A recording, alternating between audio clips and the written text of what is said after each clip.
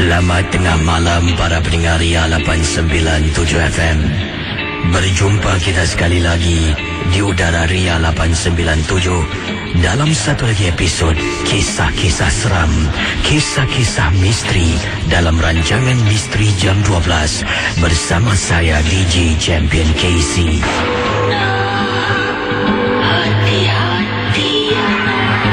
Saudara, sebelum kita mulakan dengan kisah-kisah pada tengah malam ini, di sini Kisi ingin mengingatkan anda semua, janganlah mudah kita percaya kita terikut-ikut dengan apa yang diketengahkan dalam rancangan Misteri Jam 12.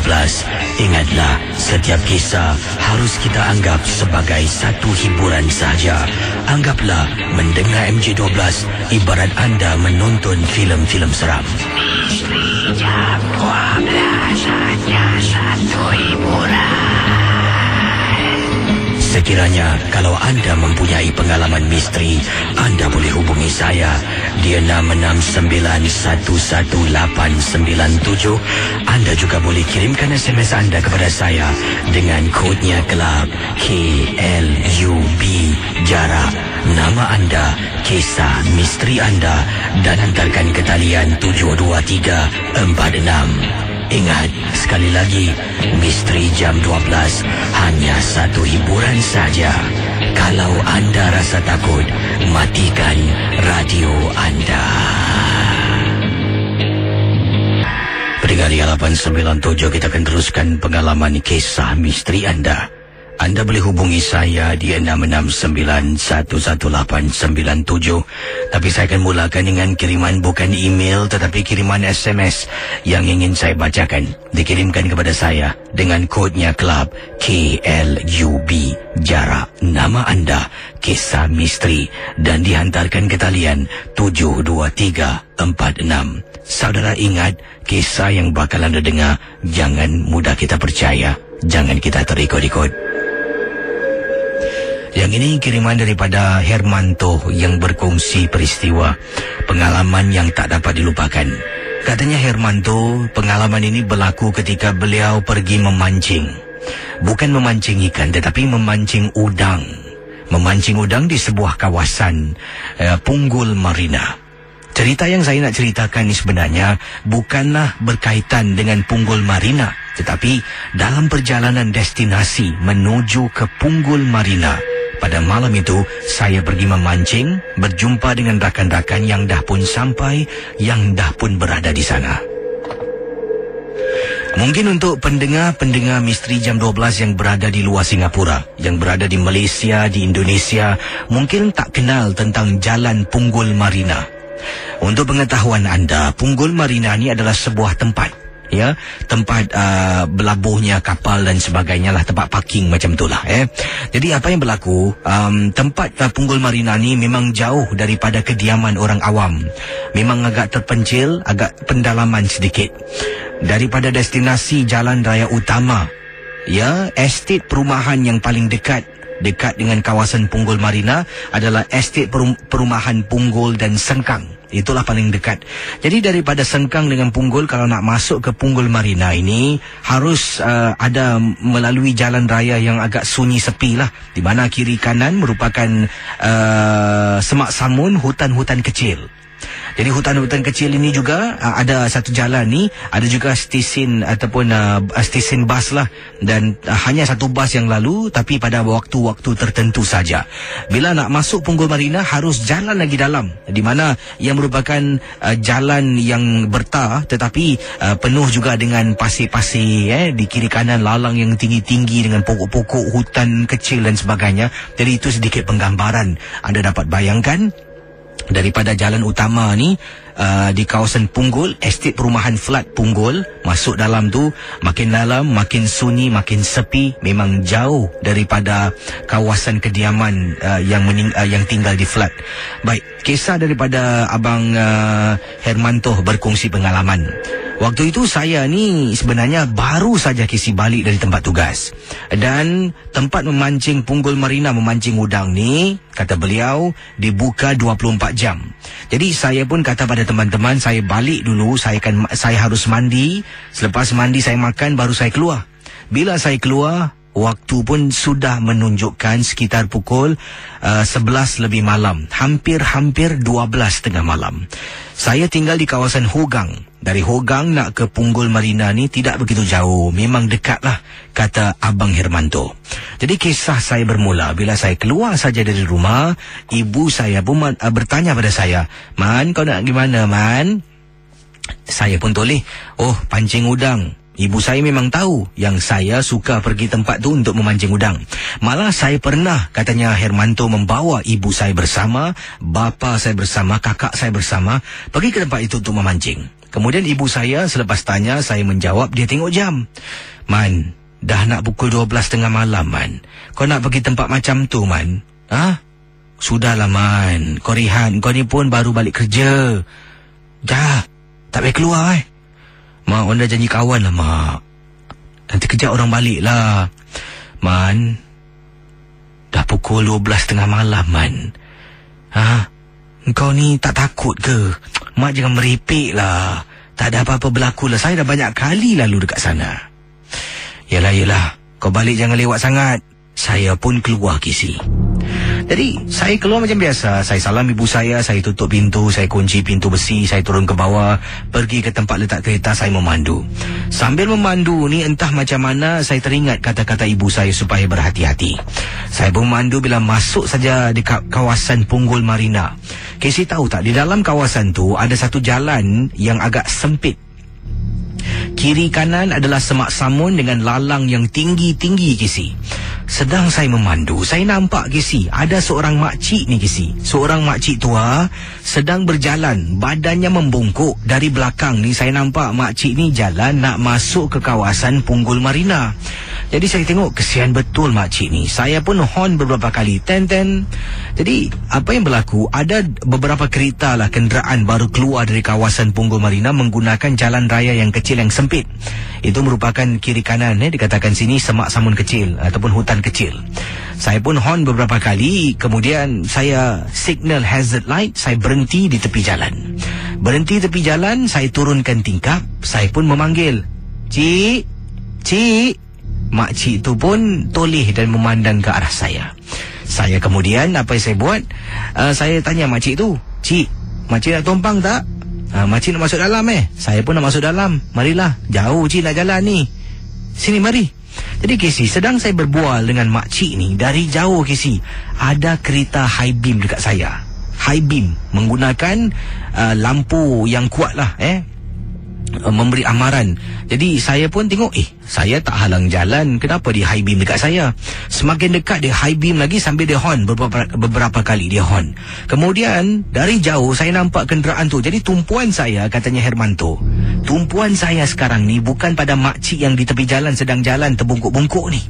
Tumpuan saya pada kenderaan yang dalam perjalanan menuju ke arah depan saya. High beam dia horn.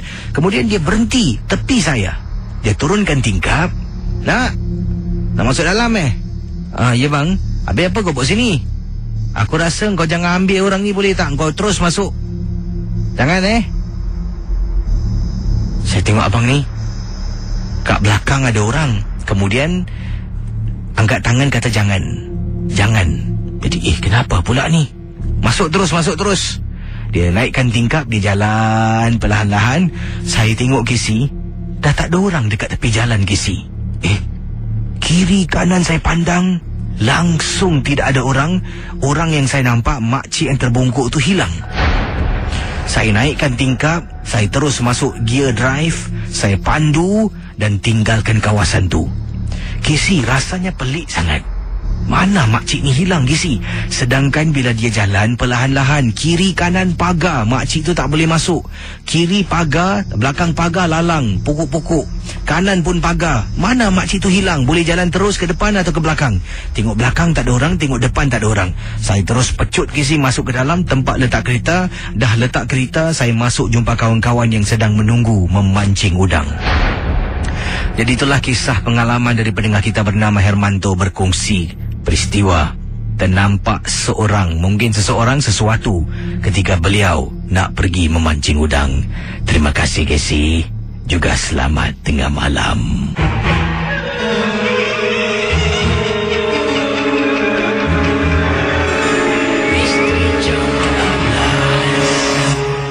Baik, terima kasih bagi anda yang sedang memantau siaran Ria 897 dan terima kasih juga bagi anda yang sedang bersama dengan kami pada tengah malam ini di Singapura maupun di luar Singapura. Awal tadi kisah daripada Hermanto yang berkongsi pengalaman memandu seorang diri pergi memancing udang. Saya juga pernah masuk ke kawasan itu dan pernah cuba memancing udang dekat kawasan tu. Ada.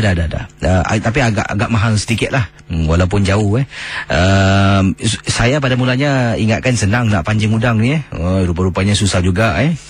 Taruh tengok orang sebelah dapat, senang je. Taruh berapa saat tu angkat udang, udang gigit. Wah, taruh udang gigit. Saya tengok udang tak gigit-gigit umpan saya ni. Mungkin kerana saya memilih untuk menggunakan umpan roti yang mereka gunakan, yang lain ada umpan isi ayam, hati ayam dan sebagainya. Yalah, takut was-was hati ayam tu ialah disembelih cara yang kita inginkan ke tidak. Sebab itulah udang tu pula kita nak makan. Jadi macam itulah. Baik, kita teruskan dengan pengalaman-pengalaman anda di Ria 897. Dan saudara ingat, apa jua kisah yang diketengahkan hanya satu hiburan, tidak ada sesiapa yang boleh mengesahkan kebenarannya. Kita akan jawab panggilan-panggilan anda sebentar nanti. Tapi kisah yang ingin saya ketengahkan, ini dari kiriman email yang dikongsi sama. Dan bayangkan pengalaman seorang pengawal keselamatan daripada Abang Hamid berkongsi peristiwa. Dan ini ketika beliau pernah berkhidmat di salah sebuah hospital di Singapura sebagai seorang pengawal keselamatan. Jadi apakah kisah Encik Hamid? Kita teruskan dalam rancangan Misteri Jam 12 bertemankan saya, Casey.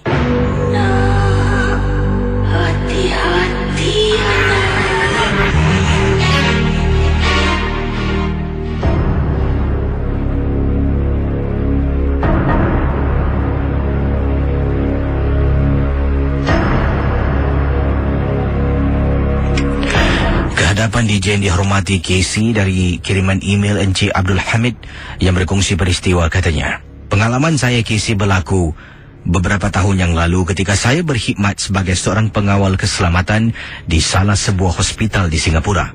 Waktu itu 2 orang ditugaskan untuk menjaga satu kawasan di bangunan hospital ... di mana saya tak nak sebut nama hospitalnya.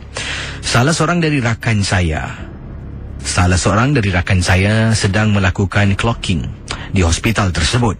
Saya pula sedang duduk di pintu sebuah ataupun pintu satu departmen ni, di mana siapa nak masuk harus mendapatkan kebenaran dan apakah sebab mereka nak masuk, terutama sekali pada waktu malam.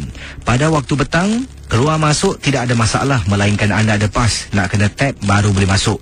Tapi pada waktu malam, pihak berkuasa hospital tersebut ingin mengetahui apakah sebabnya, walaupun dia seorang pekerja, balik waktu malam ni untuk masuk ke departmen ini. Jadi nak kena tulislah sebab-sebabnya dan sebagainya.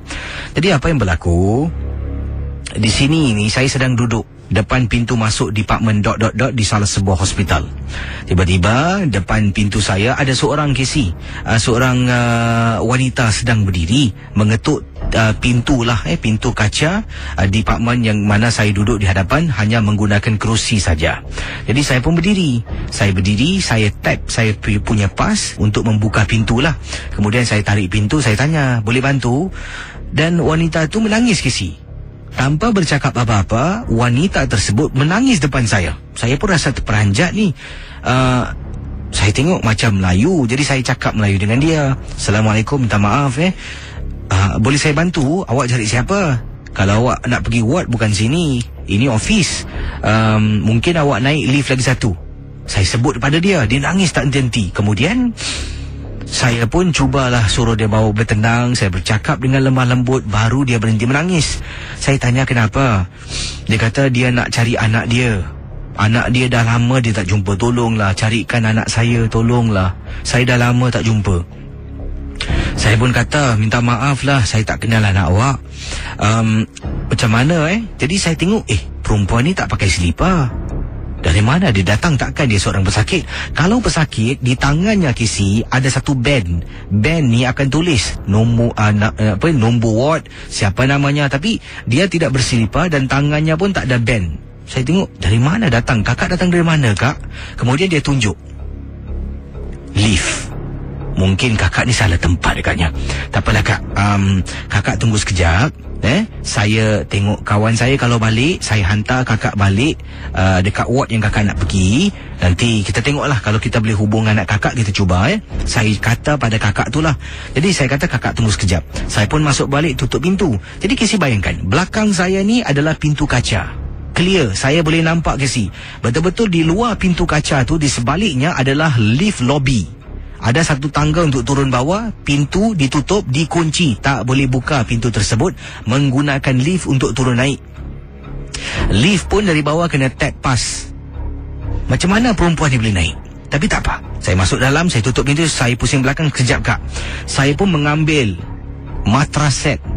Matras set apa benda pula. Saya rasa mungkin walkie-talkie lah. Saya berbual dengan seorang lagi pengawal yang sedang melakukan round. Kemudian dia walkie saya. Dia cakap pada saya, saya kata pada dia, kenapa lambat sangat lah? Naik cepat lah, aku ada kes ni. Jadi dia pun cakap, aku pun ada kes. Kau dekat mana? Saya tanya dia. Dia cakap dia ada berada di lantai ni. Kemudian katanya sedang berdepan dengan seorang kakak yang menangis, sedang cari anaknya. Jadi bila dia cakap ni, jadi saya pun tanya, kau dengan satu kakak ni cari anaknya? Kakak ni pakai slipper tak? Tak pakai. Dia pesakit? Tak. Casey, saya dah mula meremang bulu roma. Rambut dia panjang sampai dekat bahu. Macam mana kau tahu? Astaghfirullahalazim. Saya istighfar berkali-kali. Hello, macam mana kau tahu? Hello.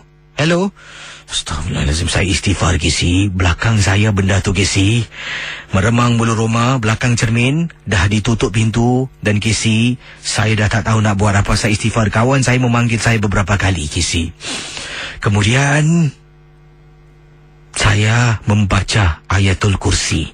Saya walkie kawan saya, aku nak buat sesuatu, engkau tolong jangan off matras set kau. Saya kata pada teman saya, apa ni? Apa hal ni? Engkau jangan off, cepat. Saya tekan, saya baca Ayatul Kursi. Kawan saya tahu, sedang mendengar rasa takut. Selepas baca, dengan perlahan saya toleh. Belakang saya wanita tu tidak ada Casey. Tidak nampak pun wanita tu.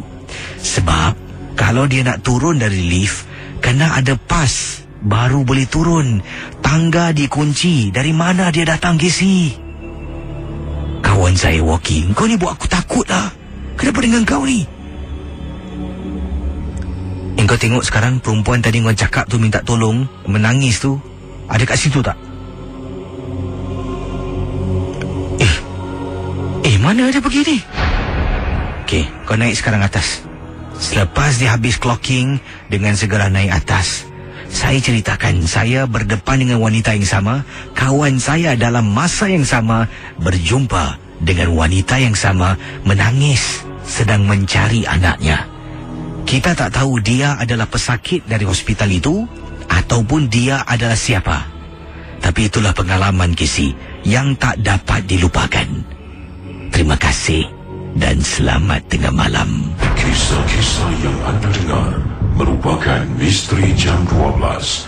Tidak ada sesiapa yang boleh mengesahkan kebenarannya. Jangan mudah kita percaya. Jangan kita terikut-ikut. Ingatlah, NG12 hanya satu hiburan. Minta maaf bila saya hidupkan mikrofon ni terbatuk pula. Saya bukan sengaja tetapi terbatuk. Baik, terima kasih bagi anda yang berada di Facebook sekarang ini. Bagaimana? Apakah kata anda, komen anda? Bayangkan, wanita yang sama boleh berada di dua tempat berasingan pada waktu yang sama. Bayangkan. Tidak mungkin itu manusia. Mungkin agak khayalan agaknya. Anggaplah kisah-kisah yang diketengahkan hanya satu hiburan saja. Terima kasih.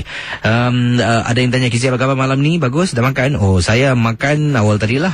Makan malam saya makan sekitar mungkin pukul 8 malam tadi saya makan. Tapi tadi sebelum saya bertugas, saya sempat minum air teh tarik alia. Wah, sedap tu. Dah lama tak minum teh tarik alia. Okey, selamat malam. Hello. Okey, silakan hubungi saya 669-11897. Kalau ada kisah, anda boleh kongsi dengan saya. Dan terima kasih bagi anda yang bercerita setiap malam. Saudara, ingat, setiap kisah hanya satu hiburan. Hello, selamat tengah malam. Baik, silakan kalau yang nak hubungi saya, boleh hubungi saya, boleh matikan radio di belakang. Kalau anda tunggu radio tu bercakap, nampak gaya anda tak akan ke udara. 669-11897. Ini ada komen yang saya terima daripada kisah, bukan komen, dikirimkan kepada saya dengan kodnya Club KLUB, jarak nama anda, dan hantarkan ke talian 146-072-346. Daripada Syarifah, katanya, Kisi, saya ingin berkongsi pengalaman. Pada hujung minggu lalu saya ada open house, beberapa open house saya hadiri, dan open house yang terakhir saya sampai ni, banyak ni berapa ni tak beritahu lah, saya rasa sampai pukul 10 malam sebab rakan saya buat open house, dan katanya open house-nya akan berlarutan sampai 12:30 malam. Jadi pukul 10 malam baru sampai, dan tak begitu ramai orang lah. Saya pun antara tempat duduk yang disediakan adalah di koridor rumahnya. Jadi dalam rumah ada saudara maranya, tapi di luar ni dah pun tidak begitu ramai. Saya pun seganlah nak duduk di dalam. Saya pun duduk di luar. Bila suami saya masuk dalam rumah nak ambil makanan dan minuman untuk saya duduk di luar ni, saya terperasan, Kisi, rumah jiran sebelah saya ni pintunya terbuka. Rumah jiran sebelah kawan saya, pintunya terbuka. Dan di sebalik pintu yang terbuka tu ada pintu besi lah, pintu pagar. Berdiri seorang wanita, berdiri, Kisi. Dan wanita ni saya nampak tinggi sangat. Kalau boleh saya katakan, kepala wanita ni dah hampir-hampir mencecah siling rumah tersebut. Rambutnya panjang sangat. Jadi dia berdiri, saya tenung, saya renung pada wanita tersebut, dan ia menambahkan keseraman, ketakutan pada saya. Saya tak sedap hati, saya pun angkat kaki. Oleh kerana tak naklah rasa takut, tak apalah, segan pun segan, saya tanggalkan sepatu, masuk dalam. Katanya senyum-senyum lah. Padahal, Kisi, saya memang segan nak duduk dalam. Ramai saudara mara kawan-kawan saya.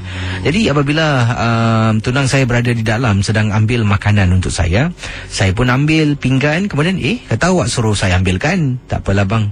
Saya kata ginilah, tak apalah dia, kata dia lah, tak apalah dia. Saya pun ambil lah. Mungkin nanti you nak ambil 2-3 kali masuk keluar masuk. Saya pun ambil. Kawan saya pun dah habis layan tetamu-tetamu ada di depan.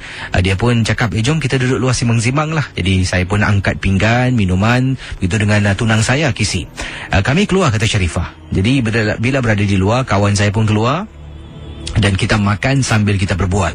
Bual punya bual, saya tengok rumah sebelah tingkap dah tutup, pintu dah tutup, semua dah tutup, dah sunyi sepi lah. Mungkin dah tidur lah, dah 11 lebih malam kan. Jadi sedang tu saya berbual dengan kawan saya tanya, rumah jiran sebelah kau ni ada perempuan tinggi tinggi sangat lah, kepala sampai siling Jadi dia tengok saya, kemudian dia kata, jiran mana? Ni sebelah kau ni. Syarifah, kau gila apa? Rumah ni kosong. Kisi, saya dah terbeliak mata saya. Nas, jangan main-main lah.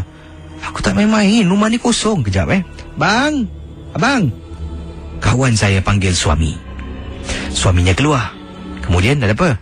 Bang, Syarifah tak percaya bang rumah sebelah ni. Cakap bang, Afsal, tak ada orang. Kosong kan? Rumah sebelah ni kosong, tak ada orang. Apa kau nampak? Aku nampak depan pintu perempuan ni tinggi sangat. Astaghfirullahaladzim. Tak apalah, duduk dalam je lah. Saya dah takut, Kisi. Kawan saya pun dah takut. Duduk di dalam. Kemudian dipendekkan cerita, selepas kami makan dan berbual, pulang ke rumah. Pukul 1 pagi, Kisi, kawan saya telefon. Syarifah, aku tak boleh tidur, Syarifah. Saya tanya, apa salah dengan kau, Nas? Tak tahulah, tak pernah tau. Hari ni boleh terkena pertama kali. Zal, kau tahu tak, tembok bilik aku ni dah 2-3 kali dengar orang ketuk. Orang atas tak? Tak mungkin orang atas. Aku dengan suami sampai lekapkan telinga dekat tembok dan memang confirm orang sebelah. Rumah aku sebelah tak ada orang. Kau nampak apa tadi sebenarnya? Aku nampak perempuan ni tinggi sangat. Lain kali jangan tegur lah Aku rasa sebab kau tegur lah kita kena ganggu. Aku sorry kawan saya sampai tegur saya, sampai menegur saya. Sebab saya menegur, saya ternampak sesuatu. Jadi saya pun minta maaf pada teman sebab saya memang tak sengaja kisi. Saya fikirkan memang ada orang kat sebelah. Saya nampak perempuan ni tinggi sangat. Dan memang benar kisi, untuk beberapa malam kawan saya dan suami diganggu. Tapi hanya setakat dengar ketuk-ketuk, orang tarik-tarik kerusi di sebelah rumah saja. Selepas beberapa hari kemudian, gangguan itu mula berhenti. Keadaan kembali seperti sedia kala. Itulah pengalaman saya. Terima kasih, Casey.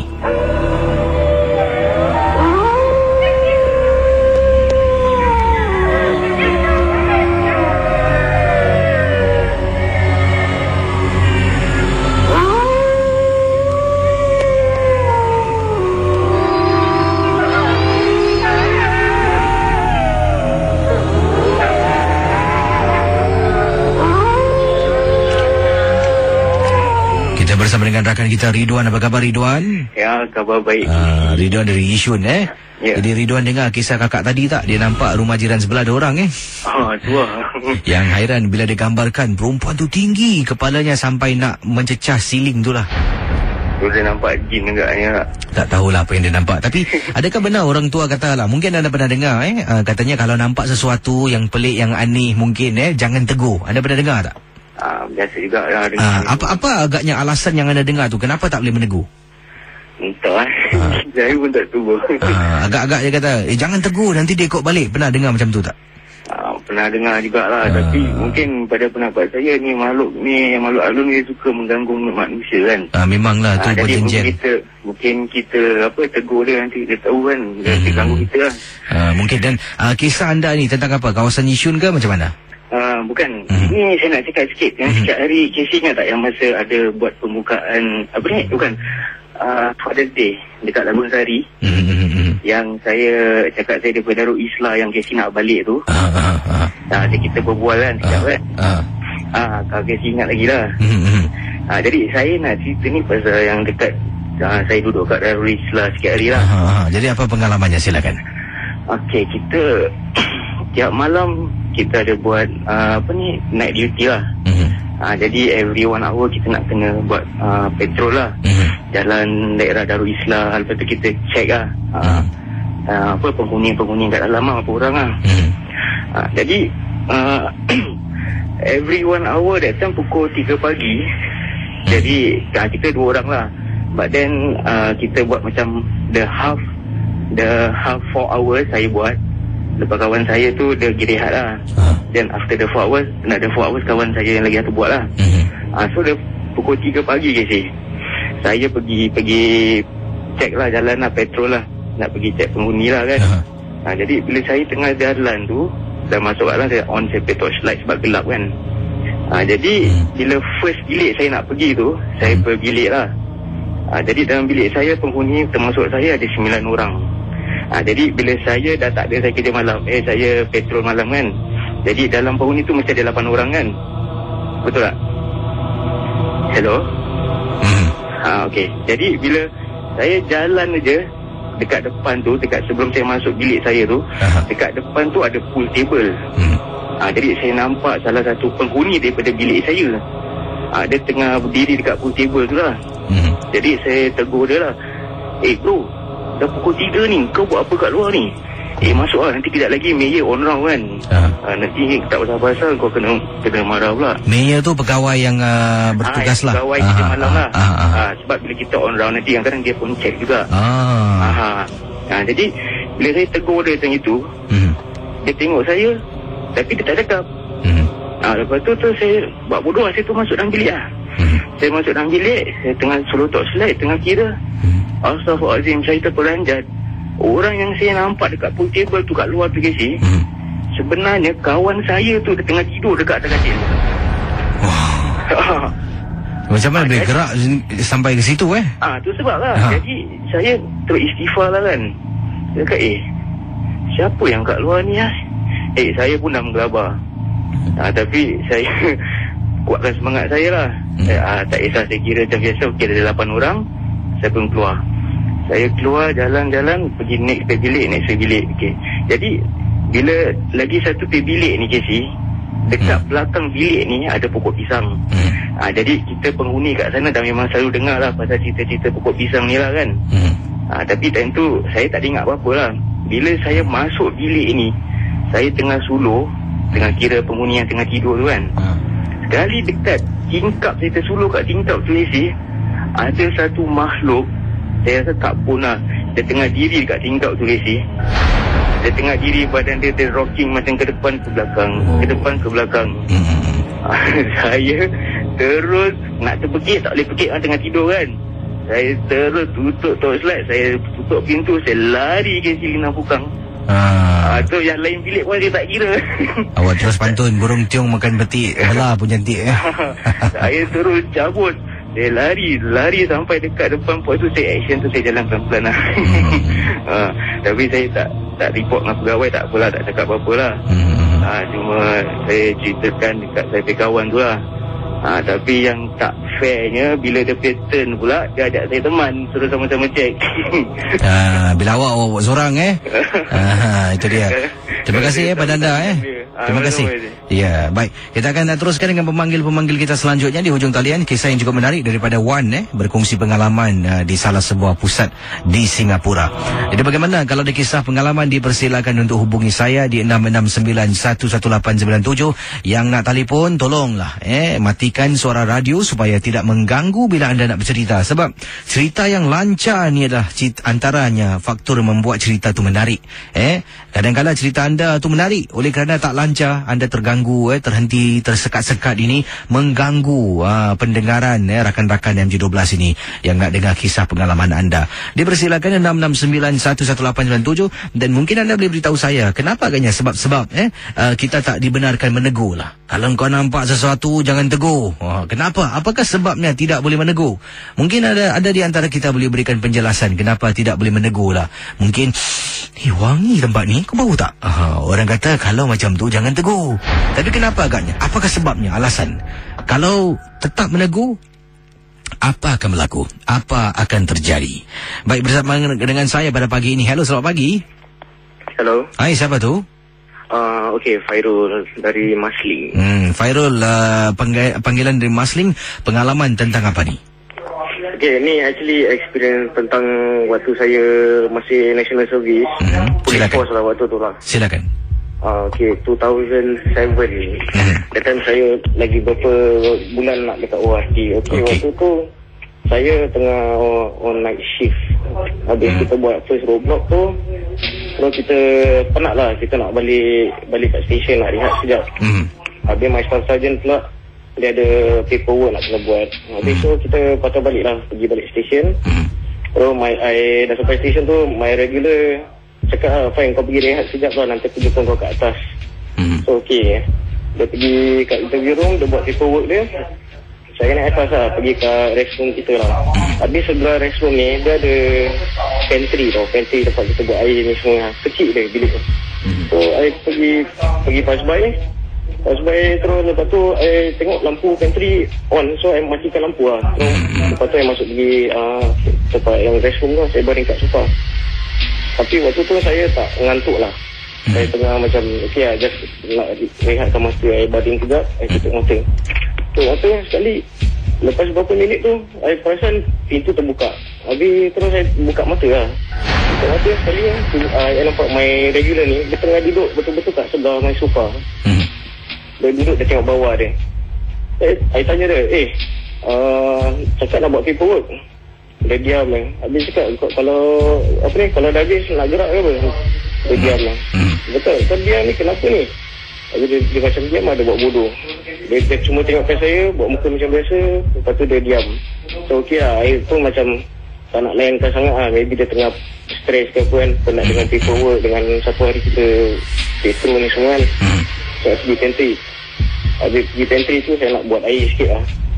Baru masuk pantry, lepas tu saya tengah nak buat air, tengah nak ambil air panas lah ni.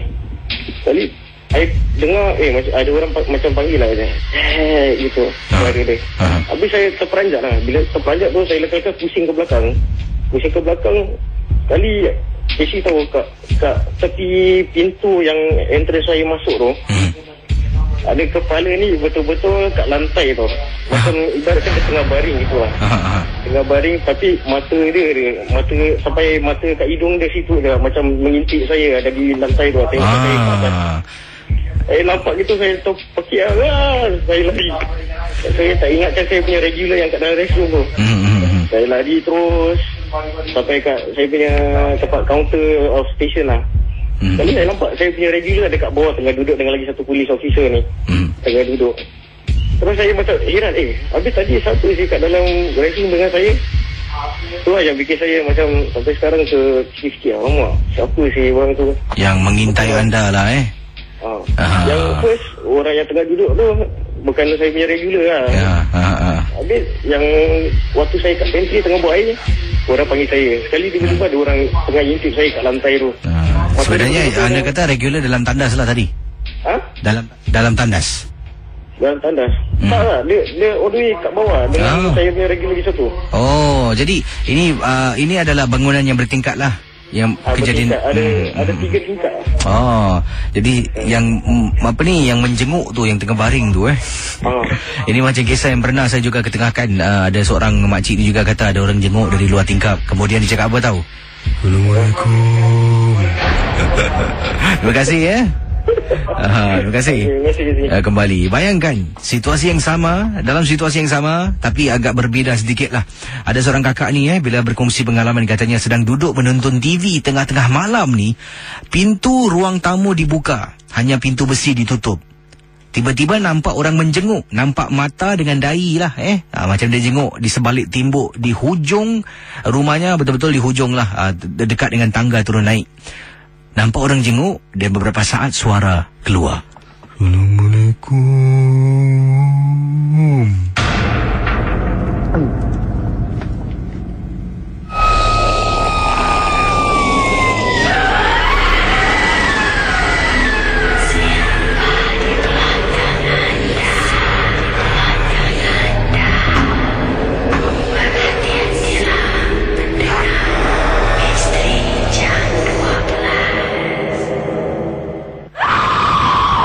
Pendengar dia 897, kita teruskan dengan kisah misteri anda di FM 897. Terima kasih bagi anda yang ada di Facebook saya. Terima kasih kerana anda like Facebook DJ Casey.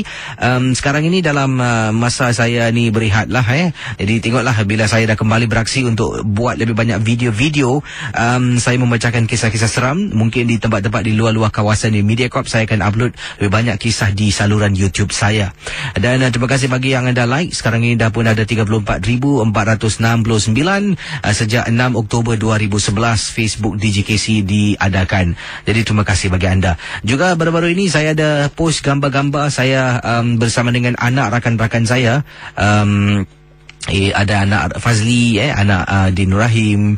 Dan bila ada satu gambar ni anak Fazli tengok saya pun perasan bila saya upload ni, saya tengok kenapa budak ni tengok saya semacam macam-macam. Dia kata dia takut lagi sih sebab dia tengok DJ Momok Ada kata apa tak seram DJ hantu.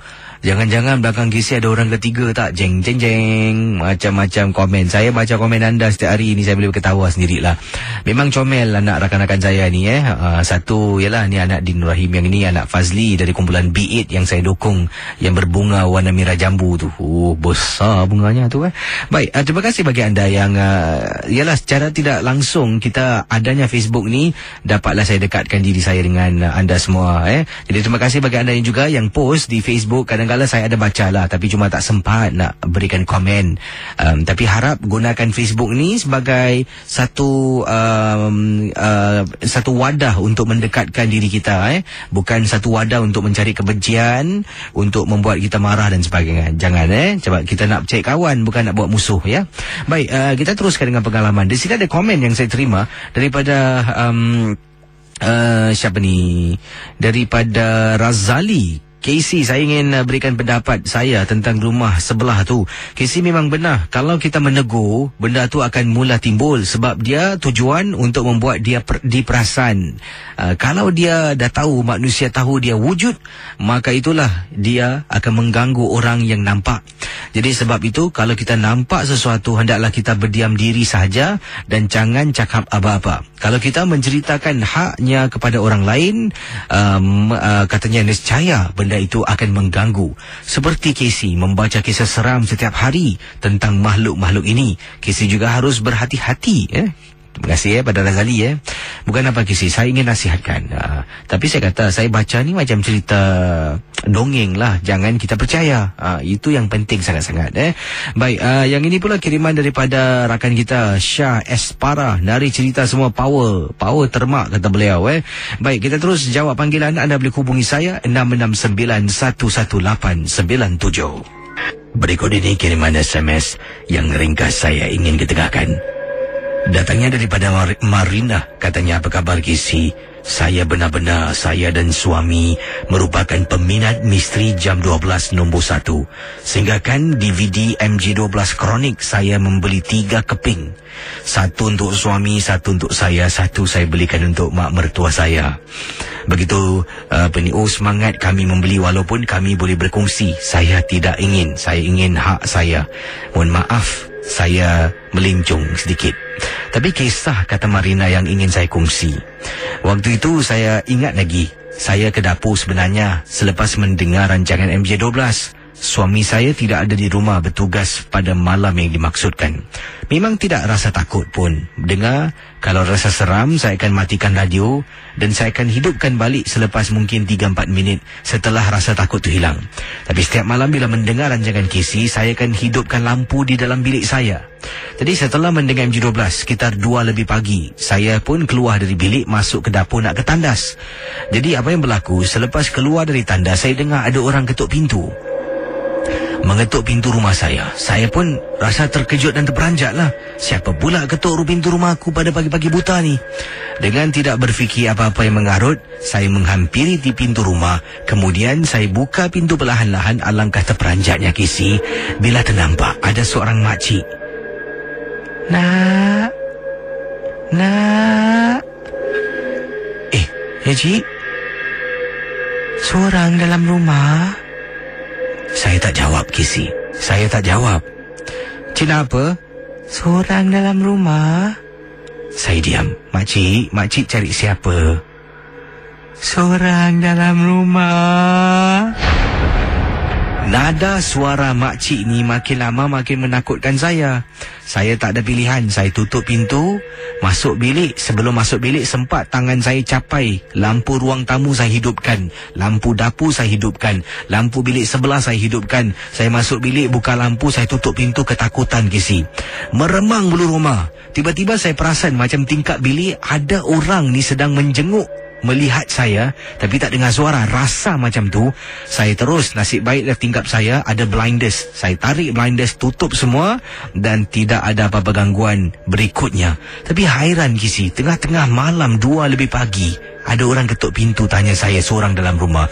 Saya beritahu suami. Suami kata, itulah saya banyak sangat dengan MJ12 sampai terbawa-bawa. Tapi saya pasti yakin saya tak terbawa-bawa. Ada orang ketuk pintu rumah.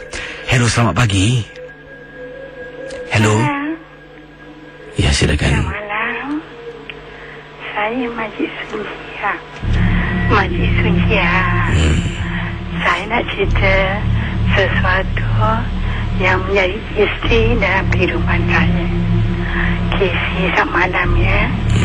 Ceritanya begini. Arwah bapa saya seorang pegawai polis Singapura. Pada tahun 65 dia telah bersara. Jadi kami sekeluarga terpaksa pulang balik kampung. Arwah ayah saya orang Teluk Mas, ibu saya orang Bukit Durian. Jadi ayah saya pula membeli sebidang tanah di kampung lain, kampung Bukit Bakau. Kesi, tahu tak?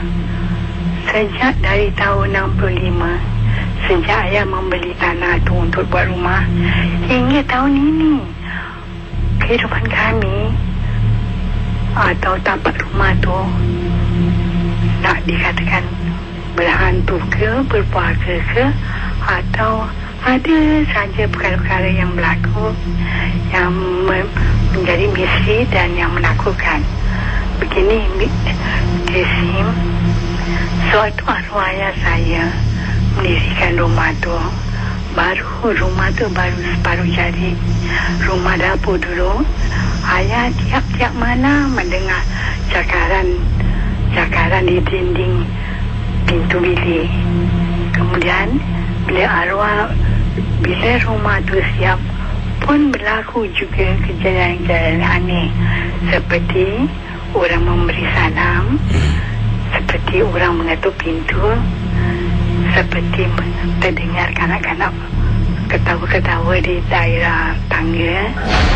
Dan nak tahu Kesi, rumah yang berpuaka tu rumah yang didirikan oleh ayah saya. Bila saya bersara pula dari pekerjaan di sini, saya mendapat sedikit duit, saya membuat rumah di belakang rumah tu, rumah batu yang kecil untuk anak saya. Bila mereka bercuti dapat dan mereka berteduh. Pun hingga sekarang ini telah mula dihuni oleh makhluk halus. Begini ceritanya, pada satu malam ketika saya sedang membasuh pinggan mangkuk di daerah dapur, waktu itu saya sedang bercuti. Pintu tingkap yang ada di depan saya, tingkap jenis berkisi itu maknanya jendelanya ada tingkap-tingkap kaca lah. Kemudian dari melalui tingkap itu, saya ternampak sesuatu yang bergerak seperti sebuah lembaga yang berselubung. Saya beritahu pada suami saya yang waktu itu sedang makan, "Abang, hantu." Suami kata, "Bukanlah, itu bayangan kau." Kemudian saya pun mendiamkan diri. Waktu esok paginya, bila saya cerita depan adik saya dan ibu saya, adik saya menyedapkan supaya tidak takut. Supaya saya tidak takut, dia mengatakan, "Alah, itu akulah." Saya pun diam saja, tapi saya terpinga-pinga. Lembaga yang saya nampak itu rendah saja ketot, sedangkan adik saya tinggi, orangnya besar.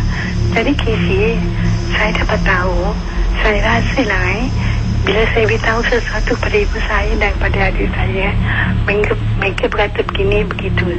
Saya rasa mereka tidak menyedapkan hati saya.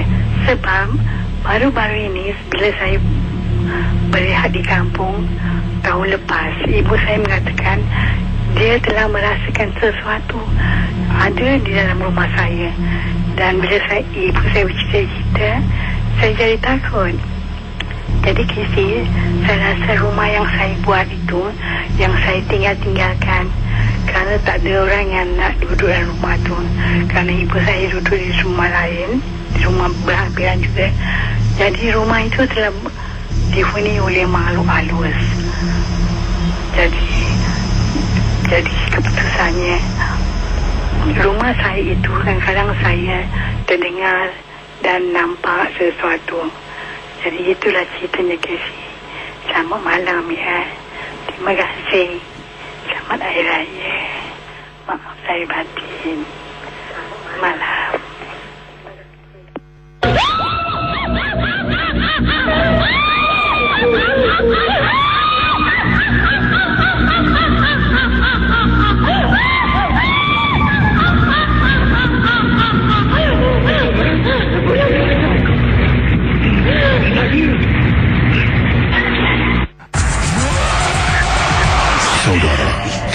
kisah yang bakal anda dengar dalam Misteri Jam 12. Anggaplah ia hanya satu hiburan. Tidak ada sesiapa yang boleh mengesahkan kebenarannya. Kalau anda rasa takut, perlahankanlah suara radio anda. Misteri Jam 12, hanya satu hiburan. Pendengar 897, kita akan teruskan. Ini ada satu kisah yang baru saya terima kiriman email, dan saya terbaca kiriman email ni dan saya rasa memang cukup menarik jalan ceritanya, tapi walaupun tak panjang, sebab baru perkara ini berlaku baru semalam, malam semalam. Kisah boleh saya katakan menyeramkan yang aneh ini berlaku. Jadi ada bayangkan, sebenarnya saya dah baca kisahnya dan mungkin ayat yang digunakan pun tak betul lah, tunggang langgang tunggang terbalik lah, ada ke depan ke belakang dan sebagainya. Mungkin sedang dia kirimkan email ini, situasi ini sedang berlaku, jadi mungkin tidak begitu baik lah. Jadi setelah saya baca dan fahami, baru saya faham kisahnya.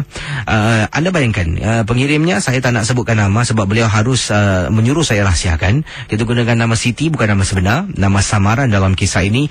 Jadi Siti ni adalah adik kepada jiran sebelah, bukan adik kepada Siti ada adik lah yang tinggal serumah dengan beliau, dan sebelah jirannya memang mereka berdua ni keluarga memang rapat seperti adik-beradik.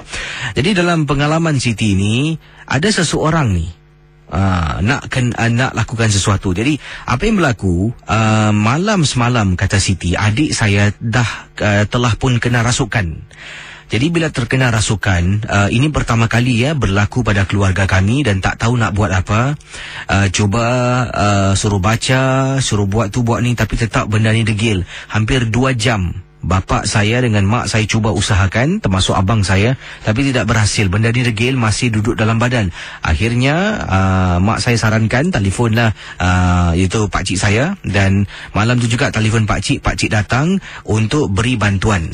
Jadi pendengar Ria 897, pakciknya bukanlah seorang tukang ubat, tetapi boleh membantu sebab ialah mungkin ada sedikit kemahiran lah dalam mungkin bacaan-bacaan dan sebagainya. Jadi bila datang, dipendekkan cerita kata Siti, berurusan dengan makhluk yang merasuk badan adik saya. Dia ajak berbual Kisi. Pada mulanya dia nak tanya siapa nama, siapa hantar kau dan sebagainya. Akhirnya berjaya dapat kesan. Kisi memang rumit. Sebenarnya orang yang menghantar barang ni nak kenakan rumah jiran sebelah. Kisi nak hantar barang ni nak kenakan rumah jiran sebelah. Oleh kerana rumah jiran sebelah ni Kisi, katanya ada pendinding, tak boleh masuk. Tak ada pilihan, adik saya yang terkena gangguan. Katanya dalam ramai-ramai, adik saya yang paling lemah semangat. Dia nampak adik saya lemah semangat, dia masuk dalam badan. Dengan niat adik saya boleh keluar satu hari. Bila dia dah masuk dalam badan adik saya ni, tanpa disedari, adik saya akan masuk rumah jiran sebelah. Dari situlah dia akan mengganggu ahli keluarga jiran sebelah. Ini bukan saya yang buat cerita Kisi, tapi dari perbualan pakcik saudara saya yang berbual dengan adik saya, tapi bukan adik, adalah makhluk halus. Kisi, saya terperanjat. Nak hantar tak boleh masuk rumah jiran sebelah, adik saya terkena Kisi. Jadi kadang-kala perbuatan sihir, rasuk sampukan ini bukan saja ditujukan pada orang-orang tertentu, malah boleh ditujukan pada orang yang tidak ada kena mengenah pun, hanya untuk mendapatkan matlamatnya.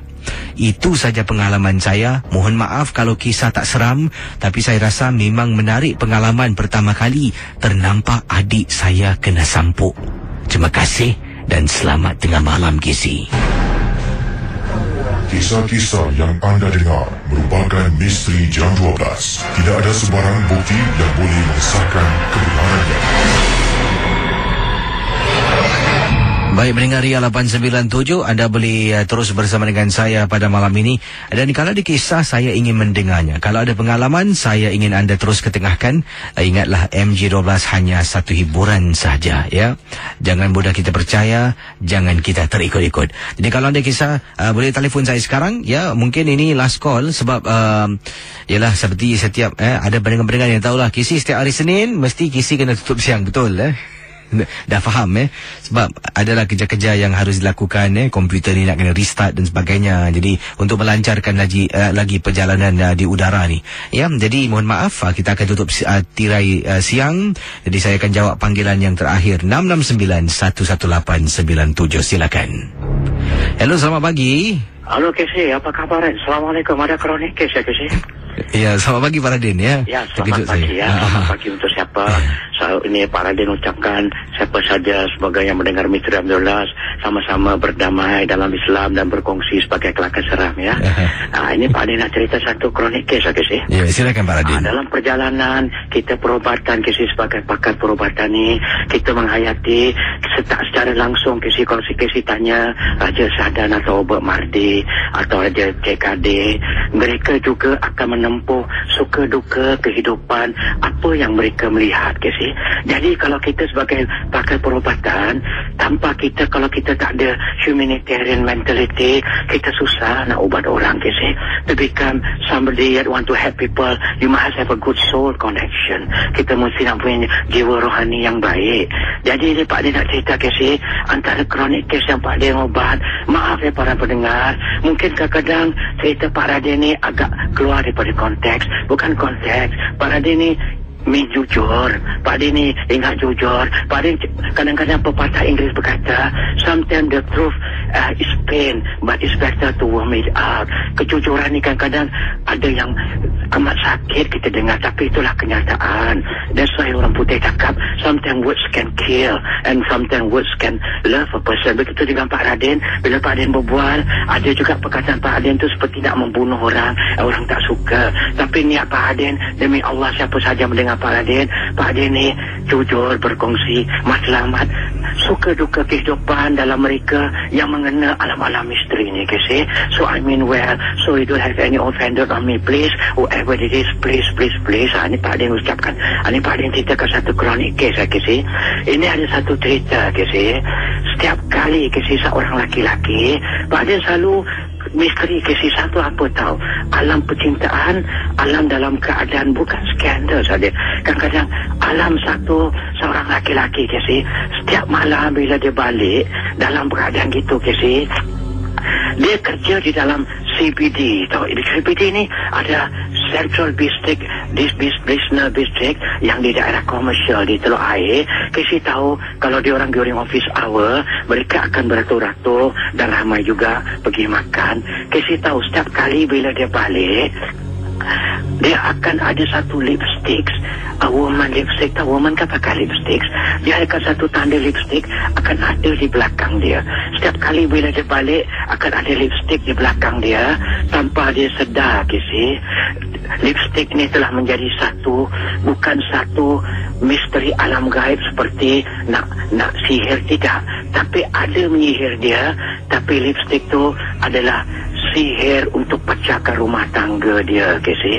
Sebenarnya apabila dia balik, isteri dia yang tercinta ni Kesy, kadang-kadang ada pembantu rumah. Jadi pembantu rumah ni, tahulah pembantu rumah seorang yang setia kepada mem dia, sebab mem dia tu kan bayar gaji. Bila dia balik, he don't realize there's a lipstick behind his collar, there's a lipstick behind his bag, kadang-kadang tepi. Jadi ada satu lipstick tanda macam itu, macam orang, macam there's a prophet say, seal with a kiss. Aku tutup melalui cara seal with a kiss. Jadi apa terjadi? Bila dia balik, dia ini seorang eksekutif Kesy. Jadi bila dia balik, dia pulang, siapa juga takkan menyangka Kesy belakang ada who the hell they want anybody, any guide. They don't, siapa nak tengok belakang kita Kesy. Kalau meladap cermin kan begini, who want to look what is behind the bag. Jadi apa yang terjadi bila dia tengok, bila dia tak perasan, tapi mate dia yang nak cuci baju tu, selalu bila dia ambil, dia hanya buang gitu, kadang-kadang di tempat washing machine, tapi tanpa dia sedar Kesy, mate dia tu telah mengadu kepada dia, mem, koknya ini mate manusia. Jadi Pak Radin carilah cakap cari Indonesia, koknya mate, kok ini bos ada macam ada lipstick, kok ada macam gincu di belakang tempat ini, di belakang ini tempat bajunya, kok di belakangnya ada macam nempel lipstick kok. Jadi Isterinya dah rasa chronic jealousy. Ini sebenarnya Casey, manusia ni Casey, kadang-kadang ini orang Melayu cakap Casey, kalau dah bersutan di mata dan beraja di hati, apa saja mereka akan langgar Casey. Sebenarnya tujuan kincu tu adalah tujuan sihir memecahkan rumah tangga, seolah-olah dia ini dipanggil sihir fabricator pula dalam bahasa Inggeris. Itu fabricator something which is not true, mengada-adakan perbuatan sihir dia dipanggil apa tahu? Sihir pun fitnah. Seperti seolah-olah suami yang setia ni ada hubungan sulit dengan sang wanita, seperti ada belayan manja, seperti dia bermesra, adalah tanda cinta gincu di belakangnya. Tapi suami ini is an innocent man. Jadi apa terjadi Casey? Bila mate dia ni kasih tahu isteri dia dah remuk rendam. Isteri siapa tak patah Casey? Isteri wanita ni Casey. Mereka maaf cakap semua wanita, mereka ada sifat chronic jealousy yang teramat sangat. Terjadilah penyakit orang Melayu cakap serkap jarang. Serkap jarang ni pepatah kiasan Melayu, tanpa siasat, tanpa apa, tak orang tak apa, mana boleh angkat ke si? Kalau Pak Radin perempuan pun, aku pun tak boleh angkat. Ada rincu dekat belakang mak lelaki aku begitu cantik pula, bibir wanita berincu. Jadi apa terjadi ke si? Dia telah remuk rendam dan dia telah tak nak berbual dengan laki dia, dan dia telah tutup pintu, dan setiap kali dia berenggang dengan suami dia dan dia dalam keadaan begitu, dia sudah kena histeria ke si? Sebab rincu yang dipakai itu sebenarnya bukan sebarang gincu. Gincu yang telah pun dimasukkan seperti apa tahu, rincu penfitnah. Rincu yang dipanggil apa tahu, rincu yang boleh memecahkan rumah tangga melalui sihir penfitnahan, melalui rincu. Jadi apa jadi, dia tak nak berbual, dia tak nak gini, dan akhirnya badan dia Casey, suami dia diam lah, ingat. Tapi dia tak nak cakap kenapa. Daripada isteri dia, Casey percaya isteri dia wanita yang seksi, daripada 58 kilo jadi sampai 40. Rupanya dah kena penyakit makan hati, berulang jantung.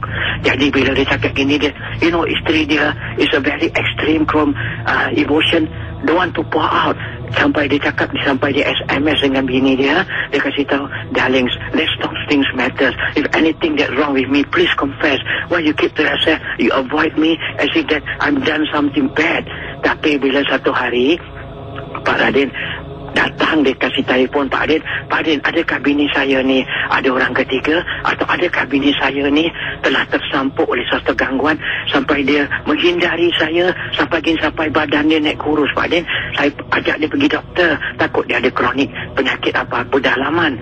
Tapi dia tak nak. Jadi Pak Radin kasih tahu, kadang-kadang Casey, dalam orang ada pakar ilmiah perubatan, siapa ada pakar, kita tepat, jadi kita dah jadi macam detektif juga, macam investigator officer. Alhamdulillah kita dianugerahkan oleh Allah Ta'ala ada ilmiah, we can scan, detect things very fast. Itu satu dipanggilkan apa tahu, anugerah keikhlasan hati kita dapat rasa. Jadi Pak Din tengok, bila Pak Din datang jumpa rumah dia when the wife is not working, jadi dia panggil Pak Din datang rumah. Pak Din cuba siasat, Pak Din, my wife is not around, you say hanya alam gaib kat rumah saya. Bila Pak Din tengok mate dia Casey, seperti rasa gelisah macam tengok Pak Din macam gini. Pak Din cakap, apa pasal mate awak tengok saya macam tak kena gaya, macam the eyes can, sometimes when you people cheat, the eyes can tell, the eyes can tell, orang tu gelisah. Dia Pak Din tanya, baru Pak Din tanya dengan Pak Din cakap, Bi, mari kemari, kenapa kamu tengok saya macam takut-takut macam gini? Sekali dia cakap, saya tengok Pak ni seperti ada sesuatu, Pak. Pak, adakah Pak ingat saya buat perkara? Rupanya her guilty conscious, dengan izin Allah Ta'ala. Akhirnya Pak Melayu cakap apa tahu, kalau mulut tempayan dapat ditutup, mulut manusia tak boleh. Jadi Pak Din terasa, kamu ada simpan rahsia apa-apa tak? Dia cakap, baru dia pecah lubang dengan suami depan bos dia cakap dengan Pak Radin, Pak, sebenarnya tak nak cakap sebab mem kasih tahu. Baru bos dia tanya, kenapa? Apa mem cakap? Rupanya dia cakap, saya ngadu yang bapak punya baju kotnya belakang selalu ada gincu, ada belakang ada ciuman gincu di belakang seperti gini. Jadi bila baru rupanya Pak Den tahu isteri dia rupanya makan hati. Ingat suami aku sedih, ya Allah, kenapa suami aku dah curang ni, harapkan suami setia. I love my husband, why he make me like that. Suami rupanya kesian, suami dia ingat he commit adultery. Jadi bila Pak Den cakap, bila gincu tu datang, saya tak tahu Pak, tapi saya main cuci. Jadi bila Pak Rin tengok betul-betul, baru Pak Rin kasih tahu macam mana gincu tu. Gincu tu macam ada lipstick yang tebal merah di tepi belakang bau. Rupanya bila Pak Rin siasat ni chronic case, Pak Rin tengok melalui ilmiah. Pak Rin tak nak cerita pasal kalau kita nampak sangat kita ni riak. Jadi shortcut the story, dia baru Pak Rin tahu rupanya Casey. Pak Rin tanya, kau kerja di mana? Pak Den, saya kerja in a commercial business CBD dalam office dan banyak-banyak waktu lip. Rupanya Casey baru Pak Den tahu husband dia ni ada secret admirer, a woman who sayang dengan dia, telah menggunakan gincu tu. You know how she do it? Pak Den dapat rasa pasal melalui Pak Den mental power. Itu bila orang dalam lip kan berebut untuk masukkan. Jadi kan kita kadang-kadang terlanggar-langgar. Rupanya perempuan ni tahu timing. Husband ini bila datang, bila balik, she purposely cium belakang, terlanggar melalui konon kepala dia tu terantuk ke bawah bahu dia dan terkena lah rincu. Maybe you know what, dia pakai rincu tu cepat-cepat. She know her timing, what time this guy, what time he know the timing, what time orang ni akan masuk. Jadi gincu yang dia buat tu melalui lip Kisi, melalui orang ramai. Kalau waktu commercial district, kalau Kisi pergi pukul 1, there's a lot of hell of people going down for a lunchtime. Waktu itu Discovery take an advantage dan akhirnya gincu tu telah membuat isteri dia merasa benci dan tawa kepada dia, dan akhirnya Pak Raden terpaksa konfront isteri dia. Dia cakap, ini Pak Raden. Pak Raden terpaksa cakap terus terang, dan kita sometimes this time Pak Raden terpaksa tunjukkan wajah Pak Raden sebagai mediator. Pak Raden cakap, Imit dah kasih tahu, Bibi dah kasih tahu yang awak ni telah simpan hati sebab ini. Pak Raden cakap terus terang, ini saya cakap, your husband is 1 in a million, you cannot get a husband like him. He's a damn very loving you so much. Dia amat bercinta awak. Itu gincu sebenarnya ada orang anyanya. Percayalah pakcik cakap, awak tengok suami awak, awak tengok kalau awak percaya suami awak, the truth will rise, the truth will cover. Kenyatakan baik. Bila Pak Den pujuk dia, baru gembira, semangat dia. Pak Den cakap, jangan serkap jarang. Suami dia, Pak Den cakap ikhlas. You can swear upon your husband's soul. Berjanjilah di atas cinta awak, atas nikah awak, yang dia memang tak gini. Kadang-kadang Casey, isteri macam gini, dia memeluk keyakinan orang yang arif untuk memberi kata-kata semangat. Dengan Alhamdulillah, kata-kata hikmah Pak Raden dah dapat menembus. Dapat dia cakap, itu adalah sihir gincu untuk memecahkan rumah tangga melalui bila awak dah tawa, bila awak dah gini, that lady akan tackle. Ingat ambil kesempatan. Itu pasal Casey, dalam manusia Casey, kalau dah nawa itu, kalau dah bersultan di hati dan beraja di mata, apa saja mereka akan lakukan. Tapi untuk sesiapa, kalau sayang Pak Raden, kalau benci Pak Raden ke sayang Pak Raden, doakan Pak Raden.